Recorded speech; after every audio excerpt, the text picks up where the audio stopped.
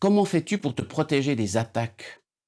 C'est exceptionnel si je dis à Dieu de me protéger, mais je pense qu'il n'y a pas de jour ou de moment dans la journée où je lui dis merci pour sa protection. Pour moi, c'est acquis. Je ne demande pas quelque chose que j'ai. Ça n'empêche pas qu'à des moments précis, je prends quand même plus de précautions. Peut-être que c'est humain. Si je vais prier pour un sorcier, un médium ou quelqu'un qui a des grands pouvoirs, des guérisseurs, des lanceurs de sorts, des féticheurs, des personnes qui ont le secret, enfin toute la gamme de ce qu'on peut avoir. Donc, je suis toujours impressionné quand je regarde une émission à la télévision sur on a vu le grand médecin, René Prêtre opérer les cœurs de ses enfants, de ces chirurgiens, ces infirmières, comme la précaution qu'ils prennent pour une opération. Ils se lavent une fois, 2 fois, 3 fois, ensuite ils mettent des gants, ils se lavent encore, ils mettent un produit quand ils sortent des chambres pour désinfecter, tous les appareils sont aseptisés, ils ont un masque et tout.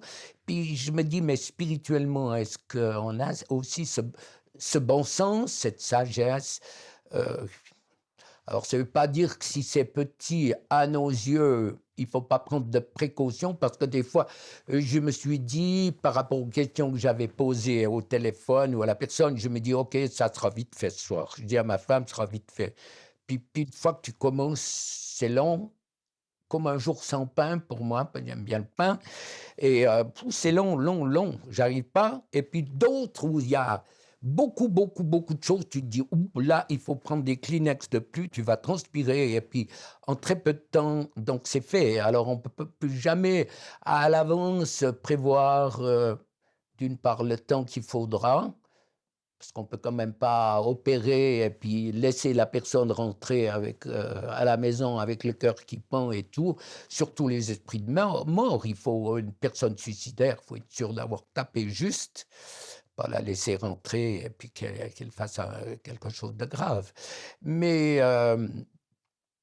oui, il y a une on se préserve tout simplement. Seigneur, merci, merci pour les anges, merci pour la puissance de ta parole, je la proclame. L'ange de l'Éternel campe autour de ceux qui le craignent, il s'arrache au danger, protège.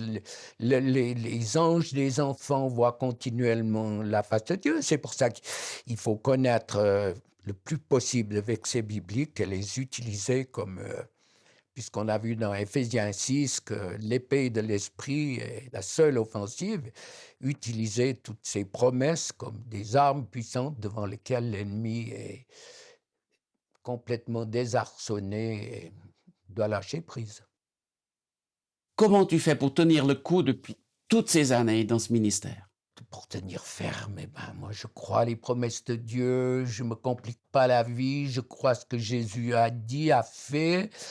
Et puis, ben, je pense que le fait d'avoir une ferme, ça a été un équilibre, sans précédent, parce que en priant pour les personnes, après je retournais, ben, comme je l'ai dit, tu reçois un coup de pied ou un coup de queue d'une vache sur le nez, ça te ramène carrément sur le plancher des vaches, au propre et au figuré.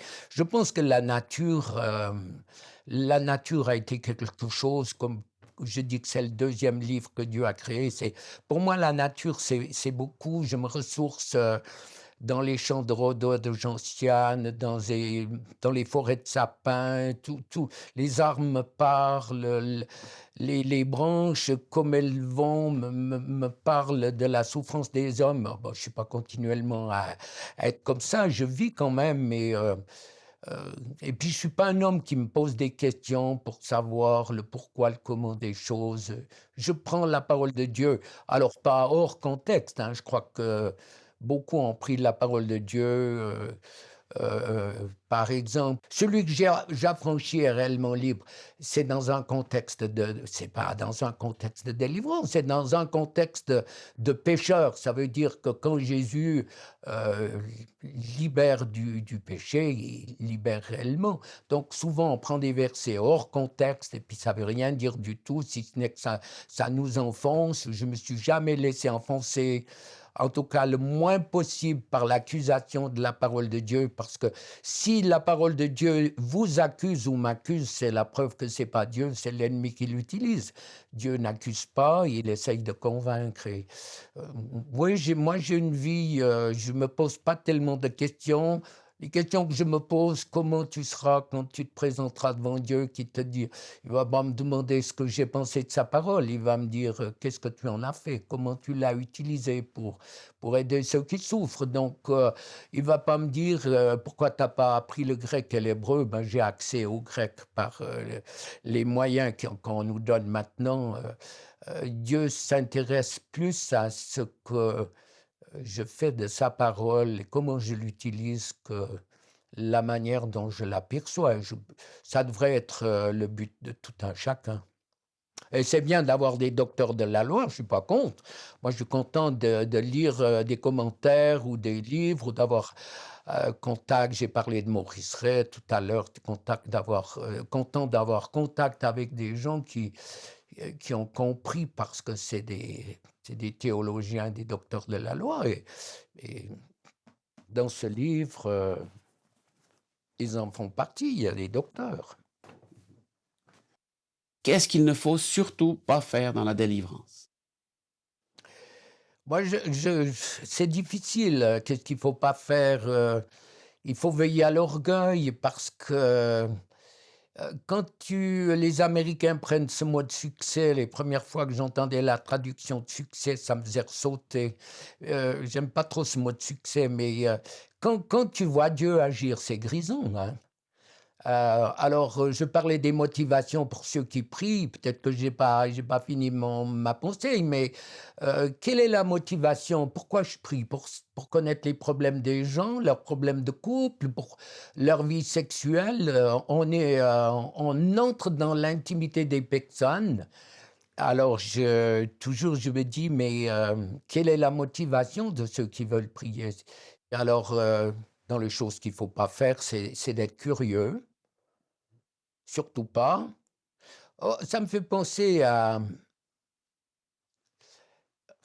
j'hésite de dire le nom, mais enfin bref, un organisme m'avait demandé si j'étais d'accord de former quelqu'un qui se préparait à la délivrance. Alors, pour moi, c'est presque une réponse à nos prières, bien sûr, et plus que bien sûr, avec joie formidable. Donc, il est là, il y a une discussion, et puis c'est un gars, et le gars, il commence à je pose des questions, puis il ouvre son cœur, il dit: «Voilà, j'ai commis adultère, j'ai trompé ma femme». Et puis le gars, il prend le relais, il dit: «Mais comment c'est possible, un homme comme toi, tu te rends pas compte, c'est grave, Dieu aussi». Il arrive avec un truc un pugilat, c'était l'inquisition à la force, je sais pas combien. Celui qui était là, il m'a téléphoné après, il m'a dit: «Tu me recopieras la formule». Je lui ai dit: «Mais excuse-moi, ce gars, je ne le prends plus». Reviens. Je lui ai demandé pardon pour ce qui s'était passé. Je lui ai dit: «De toute façon, il ne te connaît pas, il habite un autre continent, tout reste dans l'ombre». Alors, si on juge les gens, il faut oublier. C'est pas possible, pas critiquer, attention à l'orgueil, attention à la suffisance. C'est pas toujours facile. Si quelqu'un a toujours été écrasé, a souffert de rejet, et puis tout d'un coup il est propulsé à un endroit, les gens saluent, les gens le reconnaissent et tout, et ta vie est souillée à haut talons derrière et devant, et puis tu montes, et puis plus la chute est brutale. Donc, plus tu montes, plus il faut descendre. Plus Dieu donne, plus il faut s'écraser. Pas s'écraser dans le sens où on le perçoit, mais laisser parler les autres, laisser faire les autres. Moi, je suis très bien dans mon coin. J'ai eu plusieurs prophéties il y a beaucoup d'années, en particulier d'Eugène May, qui disait: «Tu as un ministère, Dieu t'a caché, tu as un ministère caché». Moi, ça me convient très bien. Je pense les gens vont peut-être découvrir le nombre de personnes que j'ai vues, mais il y a très, très, très peu de personnes qui ont une approche de tout ce qui a été fait. C'est sans aucune, forme d'orgueil, de prétention. Tout ça pour dire que c'était caché. Moi, ça m'a convenu très bien. Je vois des personnes dans des, c'est rare si je me souviens de ce qu'ils ont fait. Ça, c'est aussi une convention que j'ai eue avec mon Dieu en disant: «Seigneur, s'il te plaît, permets qu'il y ait comme une forme d'amnésie quand je vois les gens, que je puisse pas me rappeler ce que j'ai prié pour eux». Ça veut dire que je vois celui-là, je dis: «Ah, celui-là, il a trompé sa femme, l'autre, elle a avorté, ça, c'est un voleur, lui, il a été en prison». J'ai dit: «Seigneur, je crois que je vais pas tenir le coup», et ça fait peut-être, aussi une réponse à une des questions précédentes: «Qu'est-ce que tu fais pour te préserver, pour rester comme tu es?» Ben, alors, c'est de pas me souvenir, mais si je reprie, alors des fois, il y a des choses, je suis obligé de dire: «Mais rappelle-moi ce qu'on a prié». Dans un sens, ça sécurise les gens. Je leur dis: «Moi, je me rappelle pas». Je prends un papier, mais je m'empresse de dire que je déchire tout, alors qu'il y a des personnes qui prennent note continuellement et qui peuvent revenir en arrière. Mais moi, j'ai pas voulu ça. C'est ma façon d'être et c'est très, très proche de moi. Puisque Dieu a pardonné, c'est que c'est effacé. Et puis, si les personnes reviennent, eh ben, je pose la question: quelles sont les choses principales pour lesquelles on a prié? Quels sont apparemment les esprits qui sont partis? Et qu'est-ce qui est nouveau? Qu'est-ce qui reste encore? Et puis, à partir de là, on repart et c'est toujours, c'est toujours dans la bonne direction. Est-ce que tu aurais une parole de sagesse pour aider tous ceux qui se lancent dans ce domaine?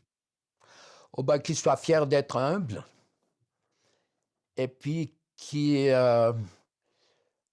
ouais, qui ne recherche pas la gloire, on est des serviteurs inutiles dont Dieu a besoin, et puis on fait notre boulot à notre niveau, et puis, bah, la récompense, elle est dans le ciel, hein. Moi, la récompense, je l'attends pas tellement sur la terre. Du reste, c'est le cas, quoi. Je pense que, ouais, rester soi-même, pas se prendre la tête, être normaux, ne pas compliquer la parole de Dieu, elle est tellement simple.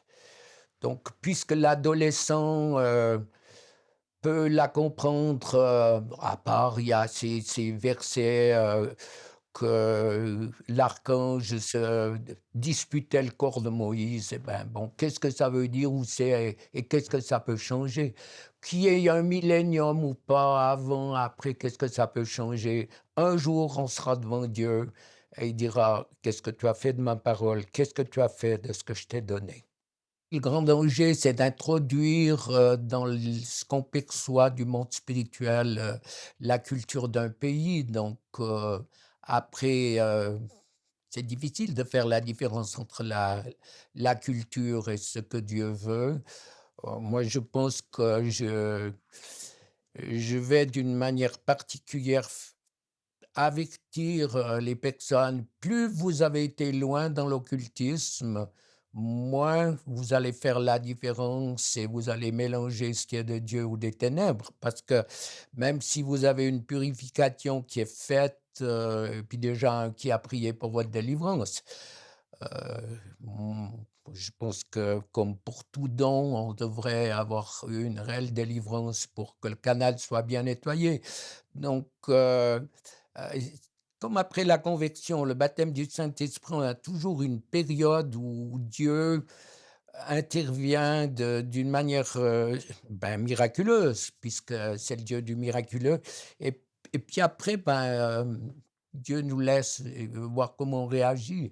Alors, plus on a touché ce royaume, il y a un moment où on surfe, et je pense qu'il y en a beaucoup qui ont mis le pied de l'autre côté et qui se font piéger. Est-ce que tu aurais des bons livres à nous conseiller, à part la Bible, qui nous aident à progresser dans ce domaine de délivrance? Les bons livres, ça veut dire quoi? Si on les édite, ils sont sûrement bons. On pense qu'ils sont bons, mais celui-là, Les voleurs dans le temple, ça, c'est un best-seller qui a été traduit dans beaucoup de langues, qui a été édité à plus d'1 million d'exemplaires. Avant et après, quand la malédiction est brisée, alors c'est super. Et puis bien sûr, il y a des bouquins de Maurice Ray, de Derek Prince, mais de Maurice Ray, chez le Presseur, Et Maurice, il m'avait dit, bah, il était pasteur, il était écrivain, il était homme de radio, évangéliste, c'est un homme qui est impressionnant, les traces qu'il laisse. Mais il m'avait dit: «Pour la délivrance, moi, j'ai creusé quelques mètres, mais toi, tu as été beaucoup plus profond», et c'est vrai que c'était encourageant de sa part, et c'est vrai que toute ma vie, c'est cette deuxième partie de ma vie, j'ai creusé, cherché, essayé de comprendre, comme j'ai dit, dans la nature et dans la Bible, bien sûr, et puis ensuite dans la nature, voir comment les plantes, réagissent face à leurs blessures, et ça m'a beaucoup aidé. Quel serait ton héritage spirituel que tu aimerais nous laisser? Ah bah, peut-être que ces enregistrements, c'en est un, mais ce que j'aimerais, moi, c'est que l'Église prenne conscience, je pense que c'est difficile de se sortir de certaines choses, que certains pasteurs ont vécues, mais prennent la Bible et puis demandent au Saint-Esprit quand même. Il y a assez de prophètes maintenant, heu, qui peuvent parler de la part de Dieu pour mettre en place des hommes et des femmes pour qu'ils apprennent, et ça va pas tomber dessus, d'un jour à l'autre. Ce serait merveilleux que des places s'ouvrent, c'est quand même un problème majeur que j'ai lorsque il y a je peux pas m'occuper, donc tous les mois, on fait une séance de délivrance collective, mais chez qui les envoyer? C'est une grande question. Alors, j'ai des personnes, mais je veux pas, il y a des chefs d'entreprise, il y a des personnes qui ont des responsabilités dans l'église et tout, je peux en envoyer que quelques-unes, mais pas autant que je voudrais. Donc, moi, mon vœu, c'est que les cœurs s'ouvrent, que les entrailles de miséricorde s'ouvrent pour que, tous ces paumés puissent trouver des réponses.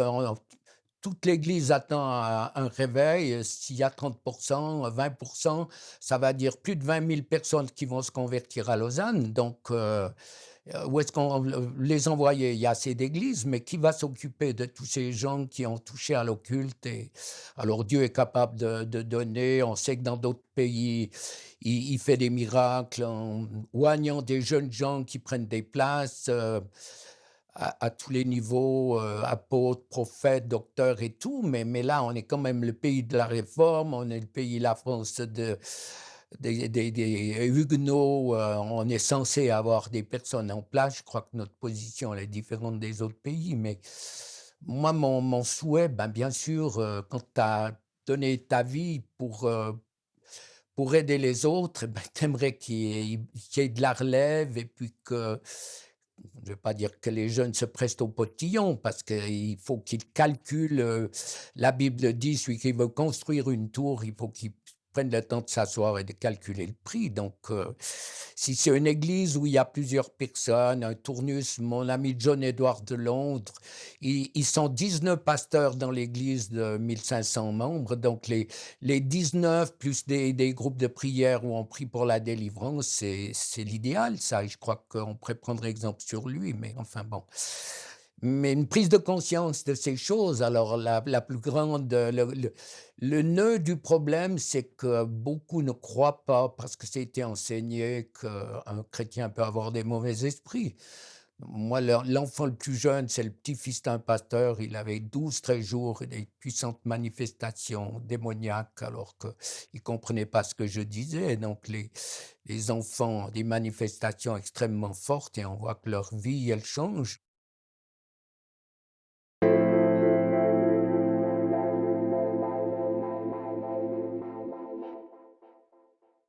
L'expérience m'a appris que sans la bénédiction, on ne porte pas de fruits.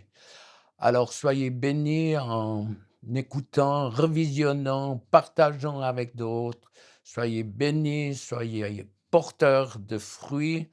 Heu, nous sommes sur la terre pour être des instruments dans la main de Dieu, et la délivrance est une opportunité grande et exceptionnelle, et qui porte beaucoup de fruits.